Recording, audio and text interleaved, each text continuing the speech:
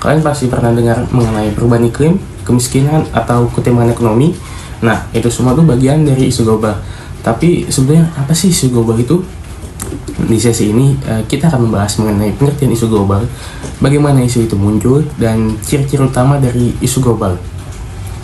Baik, yang pertama yaitu apa sih itu isu global? Isu global itu merupakan masalah yang terjadi di berbagai negara dan mempengaruhi kehidupan banyak orang di seluruh dunia. Nah, isu ini tuh nggak hanya terbatas pada satu wilayah atau negara tertentu, tetapi dampaknya meluas dan sering kali berkaitan. Masa-masa itu begitu rumit sehingga tidak bisa diselesaikan oleh satu negara saja, melainkan membutuhkan kerjasama internasional. Kemudian apa sih ciri utama dari isu global ini?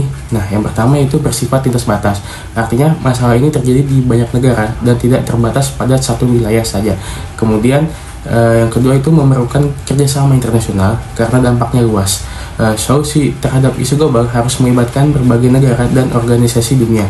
Kemudian yang ketiga yaitu bersifat kompleks dan jangka panjang. Isu global ini biasanya tidak bisa diselesaikan dalam waktu singkat, tetapi membutuhkan strategi dan waktu yang cukup panjang. Contoh sederhana itu kayak perubahan iklim. Jika satu negara meningkatkan emisi karbon dalam jumlah besar, maka seluruh dunia akan merasakan dampaknya, seperti naiknya suhu global dan bencana alam yang lebih sering terjadi. Ini tuh menunjukkan bahwa isu global saling berhubungan dan memerlukan solusi bersama. Lalu, gimana sih isu global itu muncul? Nah, isu global itu bisa muncul dari berbagai faktor, baik itu ekonomi, sosial, politik, teknologi, maupun lingkungan. Nah,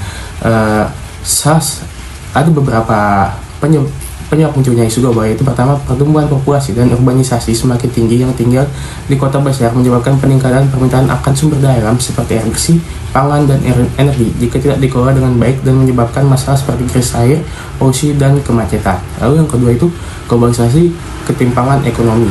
Di satu sisi globalisasi memudahkan perdagangan dan pertukaran informasi, namun di sisi lain itu ketimpangan antara negara maju dan negara berkembang semakin terlihat. Banyak negara miskin masih kesulitan mendapatkan akses pendidikan dan layanan kesehatan yang layak. Kemudian yang terakhir yaitu eksploitasi sumber daya alam. Banyak negara yang terus mengeksploitasi sumber daya alam tanpa memperhatikan keseimbangan lingkungan, deforestasi, pencemaran laut, dan penggunaan bahan bakar fosil secara berlebihan, menyebabkan kerusakan lingkungan yang berdampak luas. Nah, mungkin hanya ini saja penjelasan pada sesi ini mengenai pengertian isu global. Topik pembahasan selanjutnya akan dibahas oleh teman-teman kelompok saya terkait tema yang diangkat kelompok kami. Terima kasih. Masalah lingkungan adalah dampak negatif yang terjadi pada alam akibat aktivitas manusia maupun proses alami yang merusak ekosistem. Masalah ini mencakup pencemaran udara, air, dan juga tanah, hilangnya keanekaragaman hayati, hingga perubahan iklim yang semakin mengancam kehidupan di bumi. Bayangkan, hutan-hutan yang dulu rimbun kini berubah menjadi lahan tandus. Pohon-pohon yang seharusnya menjadi paru-paru dunia ditebang tanpa henti. Udara yang kita hirup kini serat dengan gas beracun, menyesakkan dada dan merusak kesehatan makhluk hidup di sekitarnya. Sungai-sungai yang dulunya mengalir jernih kini berwarna hitam pekat, membawa limbah industri yang mengalir tanpa henti ke laut. Laut yang dulu menjadi rumah bagi ribuan spesies kini dipenuhi sampah plastik yang mengapung tanpa arah, mengancam kehidupan penyu, ikan, dan biota laut lainnya. Tak hanya itu, perubahan iklim kini menjadi ancaman nyata. Suhu bumi terus meningkat, lapisan es di kutub mencair, dan cuaca yang tak menentu mengancam kehidupan jutaan manusia. Di beberapa wilayah, hujan deras yang tak henti membawa banjir yang merendam pemukiman. Sementara di wilayah lain, kekeringan membuat sawah-sawah retak dan petani kehilangan panennya karena musim hujan yang tak bisa diprediksi. Hewan-hewan kehilangan habitatnya karena kebakaran hutan yang semakin sering terjadi, memicu krisis ekologi yang lebih besar. Namun, masalah lingkungan ini bukan sekedar bencana yang datang tanpa sebab. Ini adalah hasil dari perilaku kita yang sering abai terhadap bumi. Dampaknya pun terasa di kehidupan kita sehari-hari. Polusi udara memperparah penyakit pernapasan. Air yang tercemar mengancam pasokan air bersih bagi jutaan orang. Hasil pertanian yang menurun akibat cuaca ekstrim mengancam ketahanan pangan dunia. Tapi jangan salah, harapan masih ada. Kita bisa menjadi bagian dari solusi. Ingatlah, bumi ini adalah rumah kita. Jika kita terus merusaknya, kita juga yang akan kehilangan tempat tinggal. Mari mulai dari langkah kecil, karena setiap aksi sekecil apapun adalah bagian dari perubahan besar. Di sini kita akan membahas tentang ekonomi hijau. di mana istilah ekonomi hijau sendiri sudah ada sejak tahun 1989 oleh sekelompok ekonom lingkungan di Inggris pada masa itu. Nah, jadi apa itu ekonomi hijau? Ekonomi hijau merupakan pendekatan pembangunan ekonomi yang berkelanjutan dan berorientasi pada keseimbangan antara pertumbuhan ekonomi, kesejahteraan sosial, dan kelestarian lingkungan. Menurut program lingkungan PBB, yaitu UNEP, ekonomi hijau didefinisikan sebagai ekonomi yang rendah karbon, pengelolaan sumber daya yang efisien dan inklusif secara sosial. UNEP melihat ekonomi hijau sebagai sistem yang pertumbuhan pendapatan dan lapangan kerjanya didorong oleh investasi yang mendukung pengurangan emisi dan polusi, peningkatan efisiensi energi dan sumber daya, serta menjaga keseimbangan keanekaragaman hayati dan ekosistem. Ekonomi hijau bertujuan untuk mengoptimalkan proses produksi dan pola konsumsi dengan mengurangi penggunaan sumber daya, meminimalkan limbah, serta menekan emisi. Beberapa prinsip dalam ekonomi hijau yaitu prinsip kesejahteraan, prinsip keadilan, prinsip menjaga bumi, prinsip efisiensi dan kecukupan, dan prinsip tata kelola yang baik. Dalam isu global, hal ini menjadi semakin relevan seiring meningkatnya dampak perubahan iklim, eksploitasi sumber daya alam yang berlebihan, serta ketimpangan sosial yang tajam. Ekonomi hijau menekankan efisiensi dalam penggunaan sumber daya, pengurangan emisi karbon, serta pengembangan energi terbarukan untuk mengurangi ketergantungan pada bahan bakar fosil. Selain itu, konsep ini juga mendorong investasi dalam teknologi ramah lingkungan, serta meningkatkan kesadaran akan pentingnya pola konsumsi dan produksi yang berkelanjutan. Berbagai negara dan beberapa organisasi internasional telah mengadopsi kebijakan ekonomi hijau melalui regulasi, insentif keuangan, serta kerjasama internasional untuk mencapai target pembangunan berkelanjutan yang telah ditetapkan, seperti contohnya yang ada pada SDGs. Konsep ekonomi hijau tidak dimaksudkan untuk menggantikan pembangunan berkelanjutan, tetapi justru menegaskan bahwa keberlanjutan hanya dapat tercapai jika manusia menerapkan model ekonomi yang selaras dengan prinsip lingkungan. Model ekonomi ini harus bertumbuh dengan tetap mengedepankan keadilan sosial dan ekologis sehingga tidak menyebabkan penurunan kualitas lingkungan. Nah, sekian dari penjelasan tentang ekonomi hijau. Baik teman-teman, untuk pembahasan kali ini saya akan menjelaskan bagian mengenai studi kasus atau contoh kasus mengenai suatu perusahaan yang gagal atau melakukan pelanggaran terhadap lingkungan. Nah, untuk studi kasus yang akan saya ambil pada kali ini, saya akan melansir dari beritasekarang.com. Nah, di sini kita akan membahas mengenai sebuah perusahaan yang bernama PT Kim Sukses Abadi yang beroperasi di Kelurahan Telaga Asih, Kecamatan Cikarang Barat. Nah, perusahaan ini mereka terancam ditutup dikarenakan perusahaan yang memproduksi karton box ini diduga telah membuang limbah cair jenis B3, nah, atau bisa dibilang bahan berbahaya beracun ke saluran air tanpa melalui prosedur yang ditetapkan oleh pemerintah Kabupaten Bekasi. Nah, setelah dilakukan pemeriksaan oleh Dinas Lingkungan Hidup di Kabupaten Bekasi, ternyata diketahui bahwa PT Kim Sukses Abadi ini ternyata belum memiliki perizinan pengolahan limbah dan tidak memiliki sarana dan prasarana yang memadai. Dan diketahui juga bahwa saluran pembuangan limbah yang mereka miliki tidak memenuhi syarat dan bisa mengotori lingkungan sekitarnya.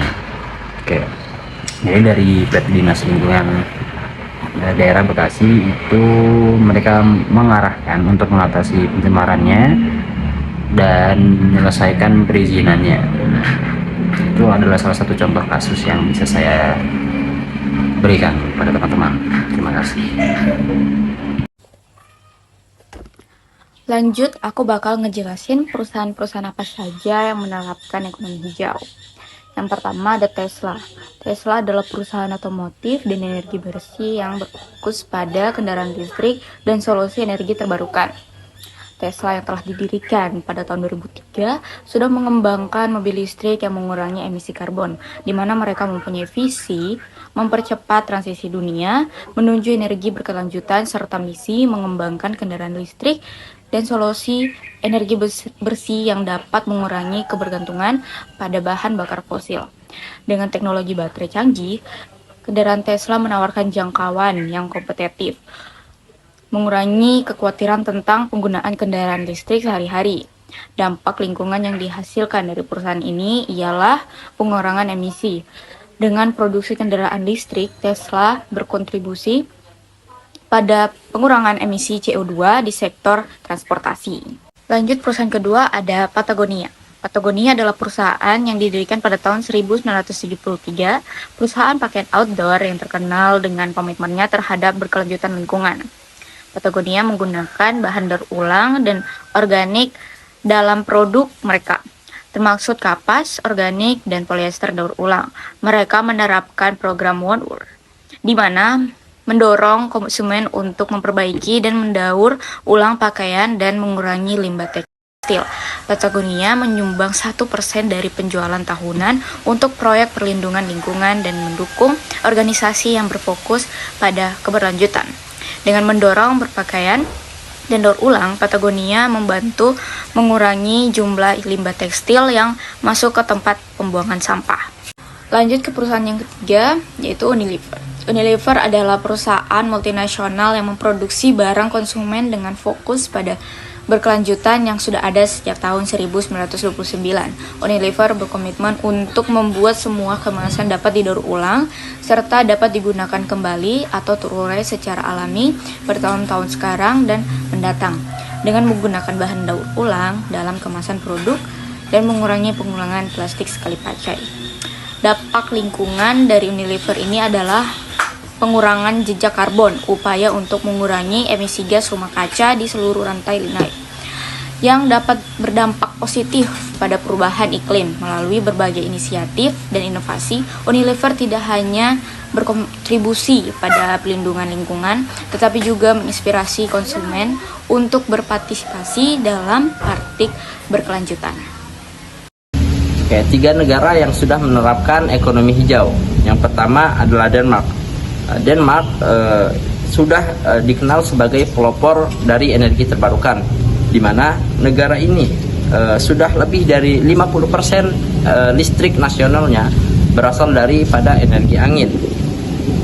Pemerintah Denmark sangat aktif dalam memberikan insentif pajak untuk energi ini dan juga mendanai inovasi ramah lingkungan di sektor transportasi dan juga konstruksi. Uniknya, di Denmark sudah banyak kota-kota yang menerapkan smart city berkelanjutan, di mana kendaraan listrik, bangunan hemat energi, dan pengelolaan limbah yang canggih jadi bagian dari kehidupan sehari-hari. Target mereka yaitu bebas dari bahan bakar fosil di tahun 2050. Ini merupakan sumber yang kami dapat dari Denmark Ministry of Climate, Energy and Utilities. Kemudian yang kedua, Jerman. Negara ini menjalankan kebijakan energi yang bernama Energiewende, atau dalam bahasa Indonesia berarti transisi energi. Ini adalah strategi besar-besaran Jerman untuk beralih dari energi fosil ke energi terbarukan. Jerman sangat serius mengurangi emisi karbon dan terus meningkatkan kapasitasnya. Pembangkit listrik tenaga surya dan angin merupakan salah satu komitmen mereka untuk menerapkan transisi energi ini. Pemerintah juga mendorong industri otomotif untuk memproduksi kendaraan listrik, termasuk melarang penjualan mobil berbahan bakar bensin dan diesel yang akan dimulai pada tahun 2035 nanti. Jerman juga melakukan edukasi publik besar-besaran agar masyarakat terbiasa hidup hemat energi dan sadar lingkungan.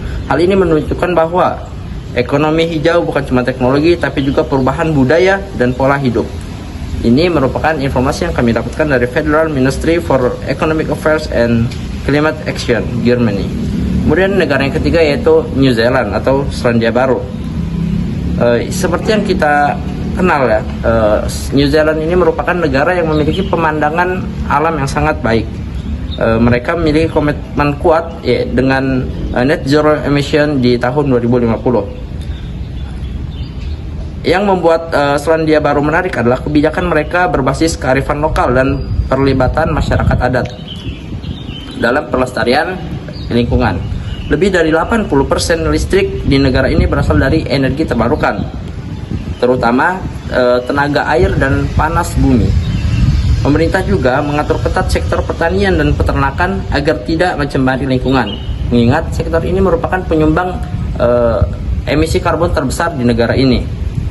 Selain itu, mereka juga menerapkan carbon pricing atau harga karbon, di mana perusahaan-perusahaan dilabelkan harga bagi mereka yang merusak lingkungan negara mereka atau merusak lingkungan global. Informasi ini kami dapatkan dari Ministry for the Environment New Zealand. Terima kasih. Sekarang saya akan menjelaskan bagaimana peran negara atau pemerintah serta masyarakat juga sangat penting dalam berpartisipasi pada ekonomi hijau. Ya, negara punya peran penting dalam membangun ekonomi hijau karena pemerintah bisa membuat aturan dan kebijakan yang mendorong masyarakat dan industri untuk lebih ramah lingkungan. Tanpa adanya aturan yang jelas, perusahaan dan individu mungkin tidak akan terdorong untuk berubah. Misalnya, aturan ketat tentang emisi karbon bisa membuat perusahaan lebih serius mengurangi polusi dan mulai menggunakan teknologi yang lebih bersih. Contohnya, Uni Eropa sudah menerapkan pajak karbon untuk industri yang mencemari lingkungan, sehingga mereka harus mencari cara agar lebih ramah lingkungan.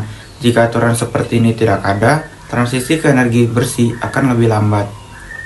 Selain membuat aturan, pemerintah juga harus berinvestasi dalam energi terbarukan, seperti tenaga surya dan angin. Ini tidak hanya mengurangi ketergantungan pada bahan bakar fosil, tetapi juga membantu pertumbuhan ekonomi di sektor energi hijau. Contohnya negara Denmark yang sekarang hampir 50% listriknya berasal dari tenaga angin. Ini membuktikan bahwa energi hijau bisa berkembang jika mendapat dukungan penuh dari pemerintah. Selain itu, negara juga bisa memberikan insentif kepada masyarakat. Misalnya, pemerintahan di Norwegia memberikan subsidi kendaraan listrik dan membangun banyak tempat pengisian daya. Hasilnya, lebih dari 80% mobil di sana adalah mobil listrik. Tanpa dukungan seperti ini, perubahan ke kendaraan ramah lingkungan pasti lebih lambat. Tapi, usaha pemerintah saja tidak cukup. Masyarakat juga harus ikut berperan aktif dalam ekonomi hijau. Sebagai masyarakat, kita bisa membuat pilihan yang lebih baik untuk lingkungan. Salah satu langkah sederhana adalah mengurangi penggunaan plastik sekali pakai. Jika lebih banyak orang membawa tas belanja sendiri, menggunakan botol minum isi ulang, dan memilih produk dengan kemasan ramah lingkungan, maka limbah plastik bisa berkurang. Selain itu, menghemat energi juga penting. Misalnya mematikan lampu dan elektronik saat tidak digunakan. Terus memakai lampu hemat energi dan mengurangi pemakaian AC. Nah, selanjutnya dalam hal transportasi kita lebih bisa sering menggunakan kendaraan umum, bersepeda atau berjalan kaki. Ini tidak hanya mengurangi polusi udara, tetapi juga membuat kota lebih nyaman dan mengurangi kemacetan. Beralih ke mobil listrik juga bisa menjadi solusi yang lebih ramah lingkungan dibandingkan kendaraan berbahan bakar fosil. Selain itu, pilihan dalam konsumsi juga berpengaruh. Saat masyarakat lebih memilih produk yang dibuat dengan cara yang tidak merusak lingkungan, maka semakin banyak bisnis atau industri yang akan beralih ke praktik yang lebih bertanggung jawab. Tanpa peran negara dan perusahaan, ekonomi hijau tidak akan berkembang dengan baik. Namun, tanpa keterlibatan masyarakat, kebijakan dan inovasi yang sudah dibuat juga tidak akan memberikan dampak yang maksimal. Semua pihak harus bergerak bersama agar perubahan menuju sistem ekonomi yang lebih berkelanjutan bisa berjalan dengan efektif.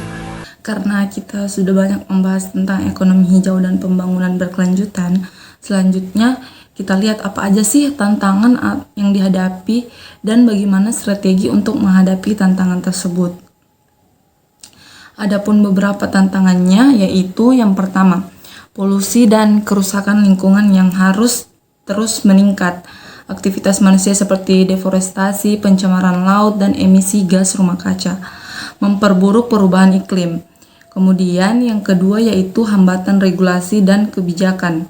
Kurangnya insentif untuk adopsi teknologi hijau atau kebijakan yang mendukung perlindungan lingkungan seringkali memperlambat kemajuan.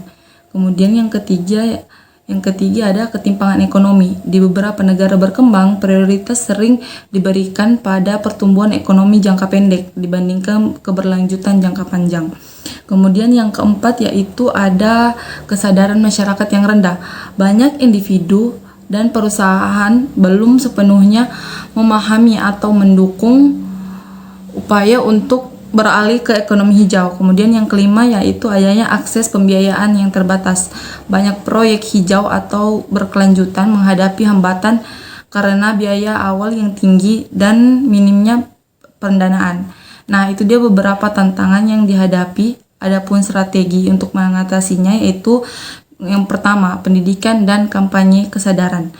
Mengedukasi masyarakat tentang pentingnya keberlanjutan dan bagaimana mereka dapat berkontribusi baik sebagai individu maupun organisasi.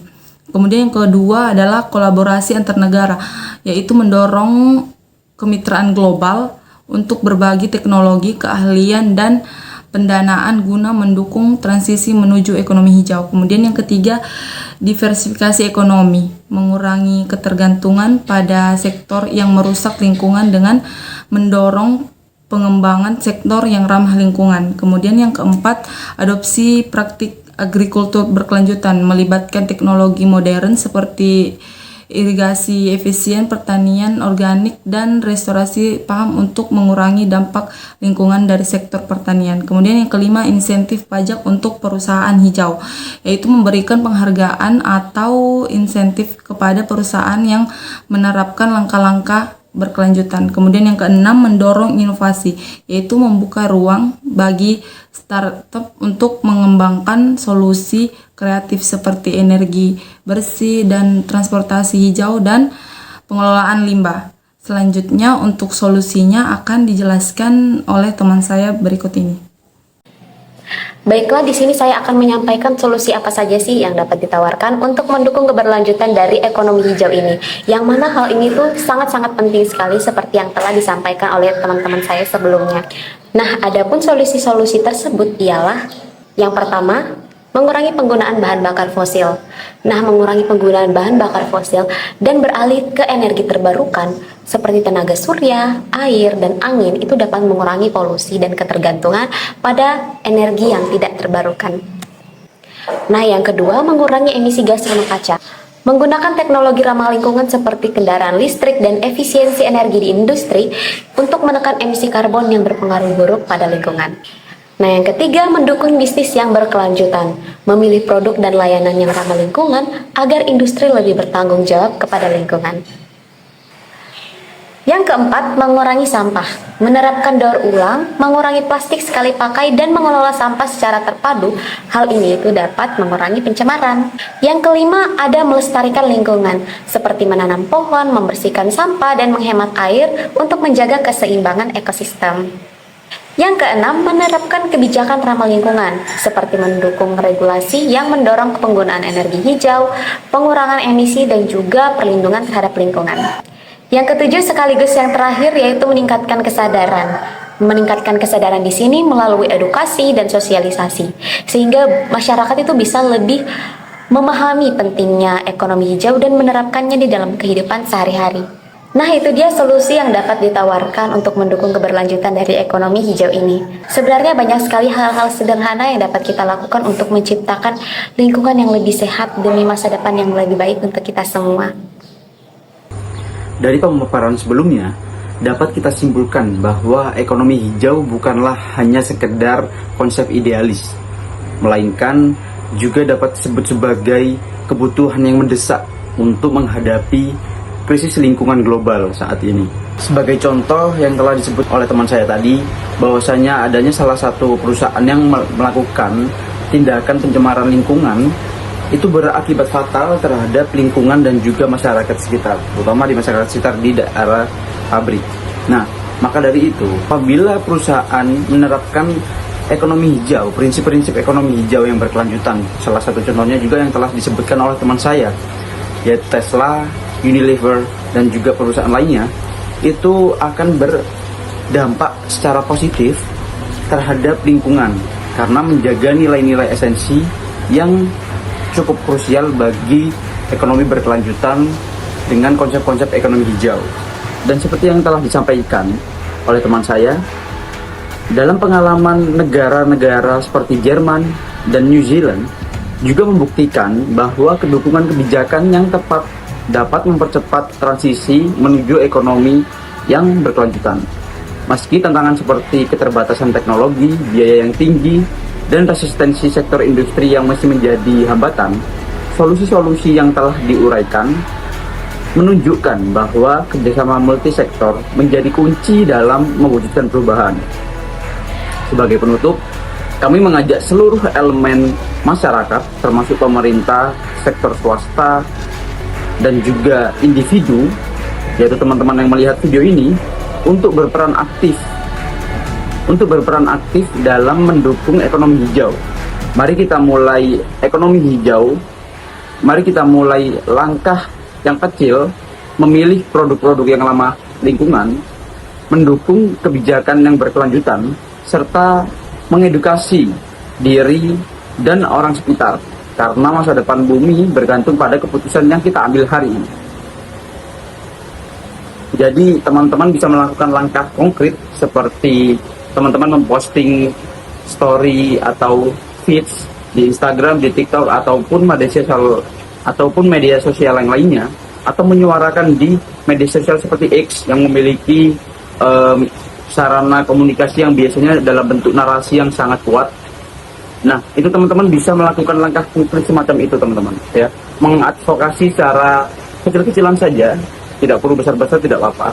Asal langkah konkretnya dapat diimplementasikan secara konsisten dan juga secara terus-menerus, agar setidaknya kita dapat membuat perhatian orang-orang sekitar kita menyadari bahwa menjaga lingkungan tidak hanya sekedar cukup membuang sampah pada tempatnya, tetapi juga dari hal-hal seperti kita membeli suatu produk yang ramah lingkungan, serta perhatikan langkah-langkah yang diambil oleh pemerintah dalam menangani suatu permasalahan lingkungan di negara kita. Jadi teman-teman semuanya, terima kasih telah menonton video ini. Wassalamualaikum warahmatullahi wabarakatuh.